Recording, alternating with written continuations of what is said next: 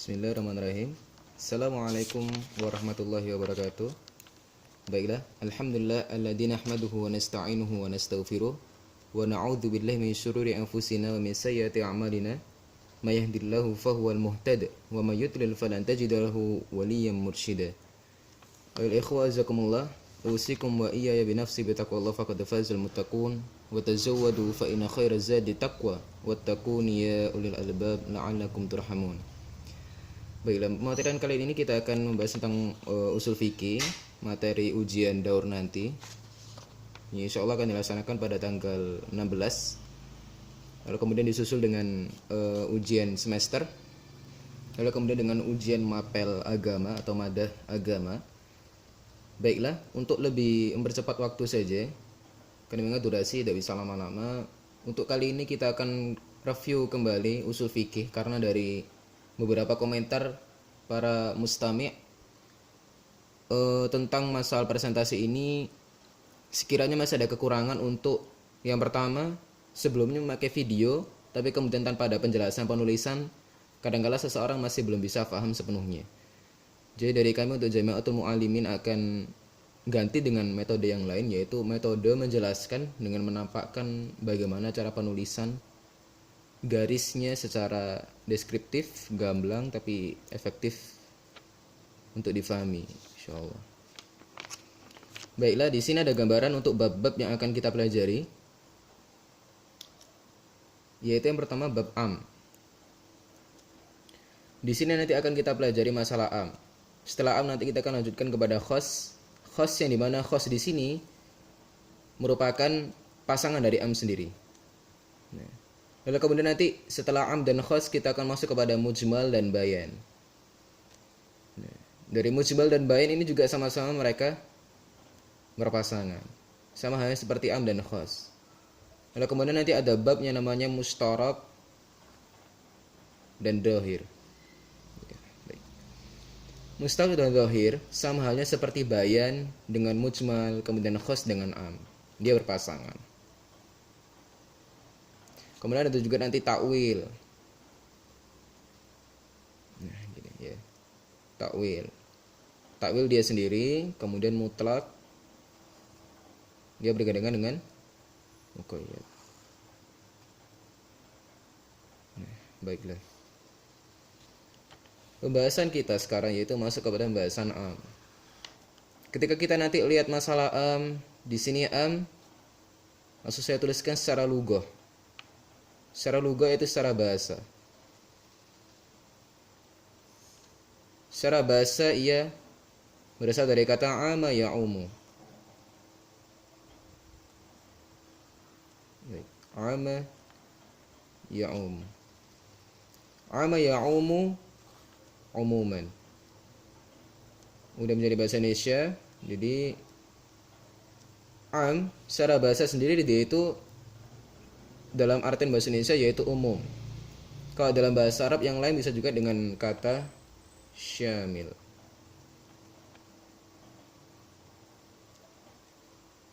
Ya, baik, seperti itu.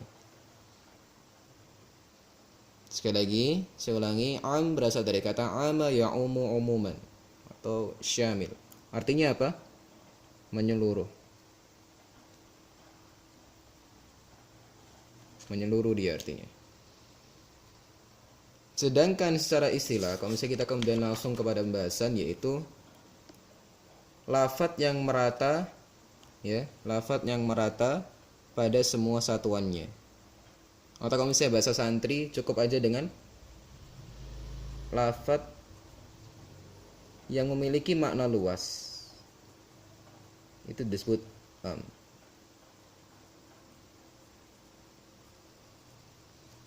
Lafadz yang memiliki makna luas dia disebut sebagai am. Jadi pakai istilah yang ini saja. Contohnya seperti apa? Seperti lafadz al-insan. Nah, di sini al-insan. Al-insan walaupun di sini ada alif lam, kita jangan sampai terkecoh karena di sana alif lamnya itu alif lam istighraq ya. Alif lam penghabisan. Nah, al-insan biasa mungkin kalau misalnya dalam orang yang sekedar faham setengah-setengah masalah usul fikih, dia akan katakan bisa jadi al-insan sebagai lafadz takhsis, lafadz yang khusus, karena dia memiliki alif lam. Alif lam ma'rifah. Alif lam ma'rifah yang biasa orang kenal itu biasa berguna sebagai alamat takhsis, sebagai pengkhususan. Al-masjidu, masjid itu. Masjidun, suatu masjid. Al-insan, manusia, manusia itu bagi mereka. Nah, ternyata di sini alif lamnya itu dia berfungsi sebagai alif lam istighraqiyah. Nanti ada sendiri pembahasannya dari macam-macam sigot-sigot. Dari al-insan dia memiliki arti yaitu semua manusia, seluruh manusia. Nah, seperti itu. Kemudian kita kenal ada istilah sigot-sigot am. Sigot, di sini ada tulisan sigot, ya. Sigot di situ maksudnya ialah tanda-tanda, bentuk. Nah, gitu. Sigot-sigot am itu ada banyak dia. Di sini ada 1, 2, 3, 4, 5. Yang terakhir 6. Berarti ada 6 ya, 6 sigot.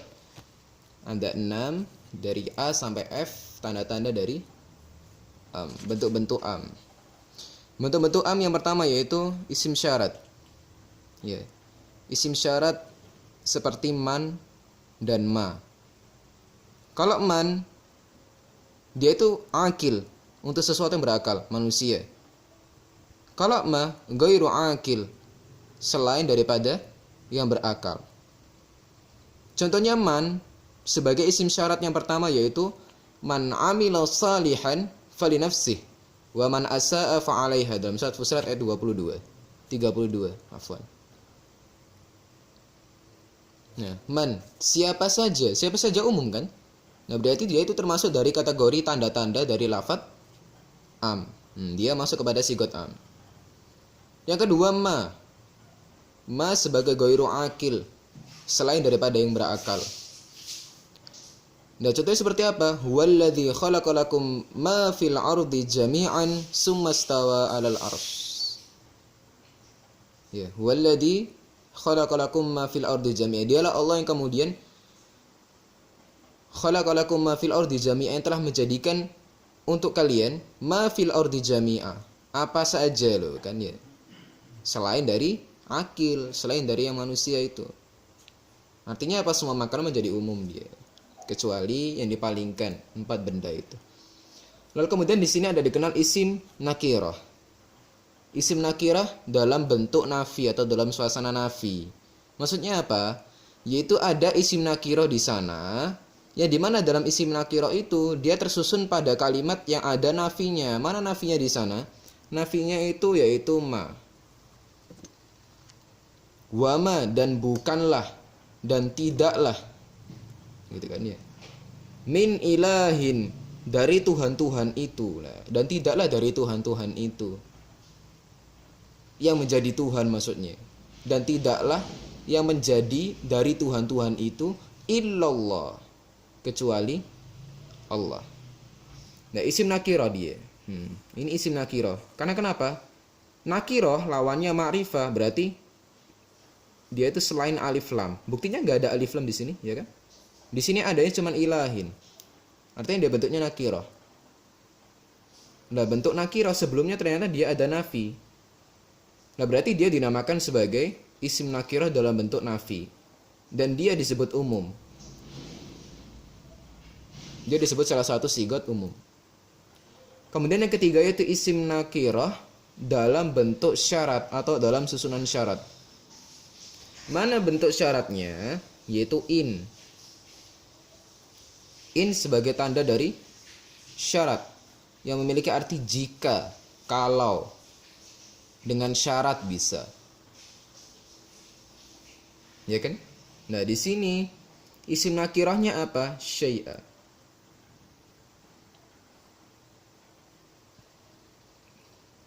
Syai'a. Awalnya dia memiliki arti satu kesatuan, satu, sesuatu bisa. Sesuatu kan satu. Tapi kemudian di sana itu diartikan sebagai segala sesuatu. Karena kenapa? Sebelum dari syai'a Di sana terdapat lafaz syarat yaitu in, jika. Intu bedu syai'a, jika kalian semua menampakkan segala sesuatu lah gitu. Jadi dia syai'an ini sebagai isim nakirah. Lagi-lagi apa itu isim nakirah? Yaitu isimnya tidak ada tanda alif lam di sana. Sama seperti ini ya.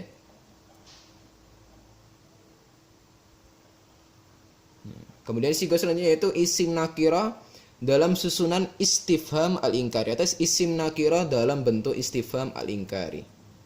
Apa itu istifham al-inkari? Istifham al-inkari itu dia yaitu kalimat yang menunjukkan sebagai pertanyaan tapi bukan untuk dijawab.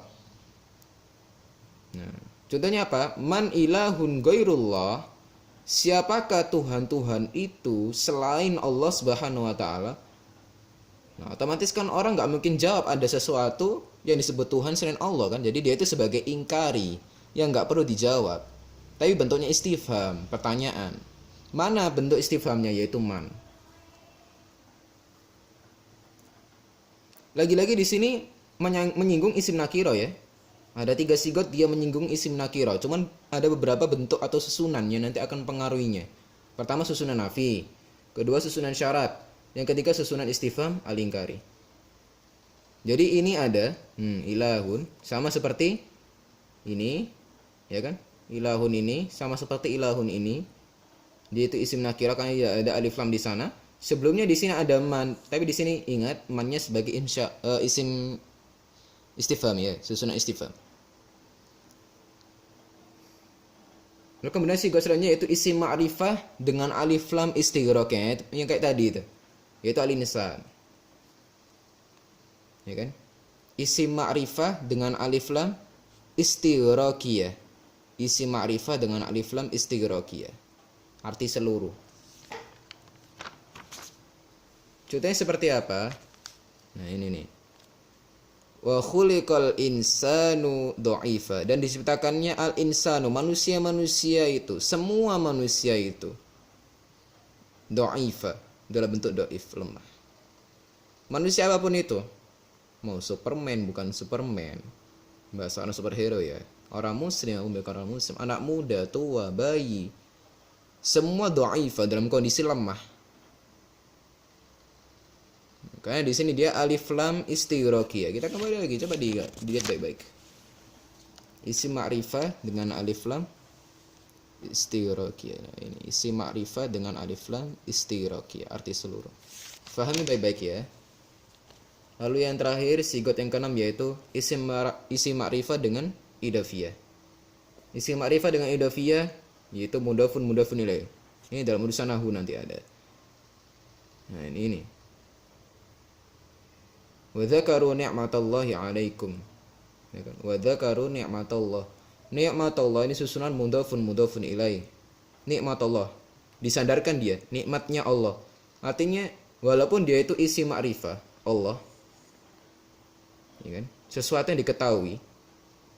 Karena dia lantaran diidofahkan, disandarkan kepada Allah, nikmatnya Allah. Nikmat diberikan oleh Allah maksudnya. Lah itu dia menjadi suatu bentuk yang umum nantinya, walaupun dia sebagai sesuatu yang ma'rifah karena idhofiyah, ya kan? Yang dimana intinya contohnya seperti ini, wa dzakaru ni'matallahi 'alaikum, nikmat-nikmat Allah yang diberikan sekalian, menjadi umum dia. Lalu kemudian kita akan dapati nanti kaidah-kaidah am. Apa saja kaidah am? Kaidah-kaidah am ada sekitar 5 yang ada di sini. Walaupun banyak, tapi kita di sini cuma diberikan 5 bentuk saja. Yang pertama itu al-muqtadi la umuma lahu. Al-muqtadi, ya. Al-muqtadi itu yang mengikat. Nanti ada yang disebut sebagai al-muqtada, yang diikat. Contohnya seperti hurrimat alaikum. Hurrimat diharamkan, la umuma lahu. Diharamkan itu dia bentuknya sesuatu yang umum, tapi dia bakalan dimuqtada, dikhususkan. Karena kenapa? Hurrimat alaikum. Diharamkan atas kalian apa? Diharamkan apa? Diharamkan megang babi. Diharamkan apa? Tidur sama babi, ngasih makan babi, megang babi, makan babi, minum babi dan sebagainya. Itu kan bentuknya beda-beda. Nah, ini diharamkan apa nih? Nah, itu namanya masih sesuatu yang muqtadi, yang masih umum, sesuatu yang mengikat. Lalu kemudian ternyata dia lebih diikat lagi al-muqtada dengan apa? Al-aklu, bentuk makan. Hurimat 'alaikumul maitah waddam walahmal khinzir wa ma uhilla li ghairih dan sebagainya. Itu sebagai bentuk bahasannya. Al-muqtadi, sekali lagi al-muqtadi la ummalahu, ini sebagai kaidah kalau sifat umumnya itu sementara dia diharamkan apa? Sampai ketemu al-muqtada baru kemudian al-muqtadi enggak berfungsi dia. Yang berfungsi al-muqtada, sesuatu yang diikat. Yaitu makan. Ternyata diharamkan itu makan. Baik. Kemudian kaidah yang paling sering umum di telinga orang-orang yang ingin mendalami ilmu agama itu al-ibratu bi umumi lafdhi la bi khususis sabab. Pelajaran itu diambil dari umumnya lafaz, bukan karena khususnya sebab. Contohnya apa? Contoh seperti hadis fil bahri wa tahuru ma'uhu al-hillu maitatuhu. Hadis itu dia memiliki kisah seru nih. Kisah serunya apa? Sahabat waktu itu dalam kondisi perjalanan dia naik kapal. Pas naik kapal, persediaan minuman dikit dia. Lalu kemudian sahabat punya pikiran, oh kita pakai air laut aja. Seusai mereka pakai air laut, mereka merasa bingung. Ini air laut ini dalam kondisi suci apa enggak? Bisa dikatakan suci apa enggak? Nah ternyata ketika sekembali mereka dari perjalanan itu, mereka menemui Rasulullah. Wahai Rasulullah, apakah al-bahr, masalah al-bahr, fil bahri itu, tentang urusan laut itu, apakah dalam kondisi suci? Apakah dia bisa dikatakan suci? Lalu apa kata Rasulullah? Fil bahri huwa tahuru ma'uhu al-hillu maitatuhu. Air laut itu huwa tahuru ma'uhu, dia itu suci airnya. Gitu kan.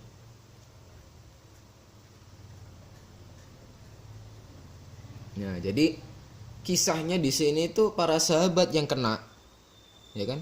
Yang kena masalah tersebut sehingga Rasul katakan air laut itu suci. Tapi kemudian kita bisa pakai semuanya walaupun kita nggak ikut pada perjalanan itu. Kita sebagai orang-orang yang mendapati dalam masa seperti ini, yang mendapati yang sekedar hadis dan cerita di masa yang lampau, cerita tentang sahabat dan Rasulullah, kita mendapatkan getahnya, mendapatkan sesuatu yang baiknya, yaitu apa? Kita menjadi dihalalkan untuk memakai air laut sebagai bentuk yang suci sampai kapanpun. Kaidah yang ketiga itu hadful ma'mul yufidul umum, membuang yang al-ma'mul, objek, yufidul umum, menjadikan umum. Contohnya seperti kulu washrabu, makan dan minumlah. Ini makan apa nih? Ini makan apa? Nggak jelas kan? Nah ini menjadikan sesuatu yang umum, ya kan? Kalau misalnya kita disuruh makan minum, makan apa ya udah terserah. Gitu. Kita disuruh minum ya udah minum terserah. Nah, kemudian nanti dipalingkan oleh beberapa dalil. Yang keempat yaitu dzikru ba'di afradil am al-muwafiqi lahu fil hukmi la yaqtadil takhsis. Menyebutkan sebagian satuan-satuan umum al-muwafiq lahu fil hukmi yang dia itu bersatu dalam satu hukum, la yaqtadi takhsis, tidak memberikan sesuatu yang khusus. Ini dalil sebagai bentuk masalah sedekat waktu i'tidal. Perihal masalah itu, persis memakai kaidah ini sebagai bentuk bahasanya penyebutan sebagian dari sesuatu yang umum itu tidak menjadikan dia menjadi khusus. Kan bisa jadi dia hanya sekedar penyebutan. Contoh saja seperti makan pecel atau lain sebagainya yang pernah digambarkan oleh para ustadz yang pernah ajarkan kita tentang masalah kaidah ini. Lalu kemudian masalah kulit disama. Dalam hadis itu kulit anjing, kulit bangkai anjing atau bangkai domba. Nah, apakah kemudian bangkai kucing tidak bisa kita pakai? Ya bisa. Karena waktu itu kondisinya yang disebutkan itu, tapi bukan berarti kemudian disebutkan anjing sehingga cuma anjing dan domba saja. Ketika dia menjadi bangkai, baru kemudian kita bisa sama dan dipergunakan. Tapi kulit bangkai dari hewan apapun itu bentuknya, selama yang bukan diharamkan oleh Allah dan Rasulnya, maka otomatis kita bisa pakai sesuka kita. Seperti itu, ya. Lalu kemudian kaidah yang terakhir, al-ammu ba'da takhsis hujjatun fil baqi. Sesuatu yang umum setelah takhsis dia sebagai pendapat atau hujjah fil baqi terhadap sesuatu yang sisa. Maksudnya apa? Contohnya Di surat Al-Baqarah 39 dia kan dikhususkan oleh Al-Maidah 3. Al-Baqarah 39 itu huwallazi khalaqalakum ma fil ardi jami'a. Dialah Allah yang telah menciptakan untuk kalian semua bentuk-bentuk di muka bumi ini, makan wis terserah, minum wis terserah. Tapi kemudian dikhususkan Al-Maidah 3 yang mengharamkan 4 hal, sehingga kita diperbolehkan makan selain dari 4 hal itu. Loh kok bisa kita boleh makan? Ya karena pakai dalil ini. Artinya walaupun dalil ini udah dikhususkan, ternyata ini masih bisa. Ini masih bisa dipakai sebagai dalil atau hujah buat kita untuk bisa makan selain dari 4 hal itu. Nah, maksudnya seperti itu dia. Nah, dia kan tertulis tetap terpakai untuk makanan yang lain dia. Ini bukan berarti kemudian gak dipakai lagi, tapi masih dipakai Al-Baqarah 39. Sebagai dalil bahasanya kita boleh makan sayuran yang sehat dan sebagainya. Seperti itu. Baik, saya rasa pembahasan kali ini untuk malam ini sampai kepada terlebih dahulu. Ini sebagai bentuk perbaikan. Jadi semoga teman-teman bisa nanti terus memberikan bentuk bagaimana supaya berkelanjutan dari Jamiatul Mu'allim menjadi lebih baik lagi. Nanti insya Allah akan disusulkan secepat mungkin sebelum nanti daur. Insya Allah silakan didoakan dengan ya bareng-bareng supaya kemudian cepat selesai. Dari itu nanti kemudian kami akan tetap terus istiqomah insya Allah. Saya rasa sekian, terima kasih atas perhatiannya. Wassalamualaikum warahmatullahi wabarakatuh.